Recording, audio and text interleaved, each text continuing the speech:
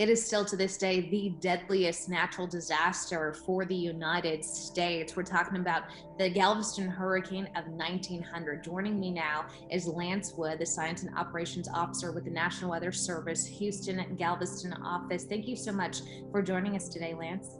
Sure. Thanks for having me, Kristen. Kind of take me back to what this storm looked like. What was in play here when it comes to the meteorology? Yeah, it's hard for us now to really understand how different it was back then. But, think about having no satellites, no radar, really no way to observe the atmosphere remotely. So not a lot was known about what was going on other than they did have an idea that a storm, was coming, but they didn't have any idea of the severity of it. Unfortunately, that 1900 storm, it grew in size and rapidly intensified over the Gulf of Mexico. So it was a Category 4, brought winds of 130 to 140 miles per hour, and just a devastating storm surge of somewhere between 15 and 16 feet there is what would hit the island.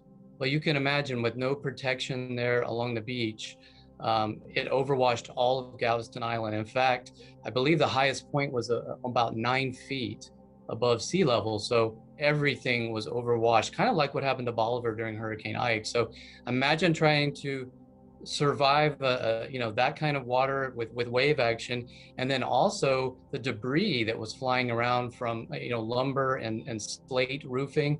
People that were able to maybe survive for a while floating on objects were also hopefully not getting hit by flying debris. And obviously, to this day, we're still talking about it. The death toll just historic, unfortunately, for our country and for the state of Texas. Lance, thank you so much for joining us today. Oh, you're welcome. Thanks for having me.